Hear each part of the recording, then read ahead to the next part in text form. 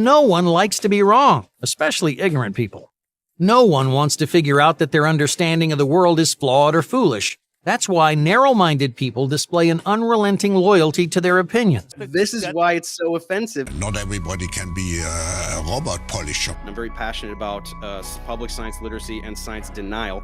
So I go after like anti-vaxxers and stuff like that. When someone asks, what is a woman? The answer requires a discussion of genetics and neurochemistry. Not a biologist. I'm very passionate about public science literacy and science denial. Answer requires a discussion of genetics and neurochemistry. We are looking at light. We're looking at light, and we are understanding about the materials, right? We're understanding the composition of things based on light. You have a claim that can't be tested. That's what we call pseudoscience. Why do we look at the things in the sky to figure out the shape of the Earth? Because that's how we figured it out 2,000 years ago, by looking at the stars. Just did prove it with that, so I don't know what to tell you. They are too stupid to know how stupid they are. Just finished proving the Earth is a sphere by looking at stars. I just proved the Earth is a sphere multiple times in this exchange based on looking at things in the sky. When everything else you see in the solar system is a sphere? When we look at the moon, we see a circular object up there. The moon is round. Mercury, Venus, Mars, Jupiter, Saturn, Uranus, Neptune, and the sun are all spheres, but Earth is flat. That's not, something doesn't square. Something doesn't jive, right? Okay. I hate to say it, but you sound like you're feeble-minded. If you walk into your room at night, you'd have to be pretty dumb to look up and see a light bulb that was round, and you'll swear your room must be round. You know, the light bulb has nothing to do with the shape of the room. Yeah, it looks really straight, but it's not, because the Earth is a sphere. Armed with an unhealthy bias of illusory superiority, these low-ability people cannot objectively evaluate their own mental shortcomings. In other words, they are too stupid to know how stupid they are. It's so unbelievably offensive.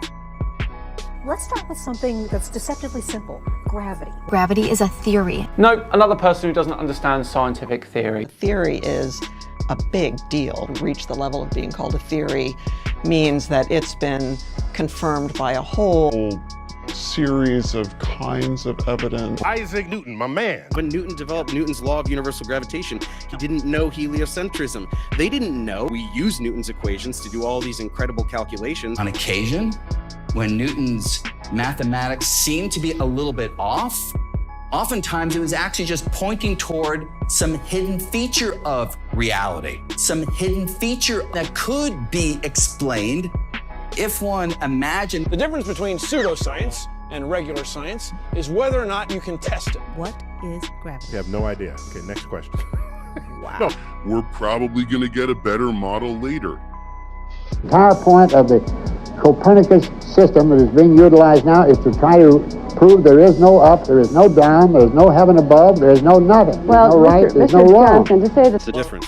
What's down on a globe? Nobody is upside down. That's one of the dumbest things you morons say. Intrinsic down direction caused by the gravitational pull of Earth. What's the difference? What's down on a globe? Objects in a vacuum chamber are obviously more denser than the air below it as well as the air above it.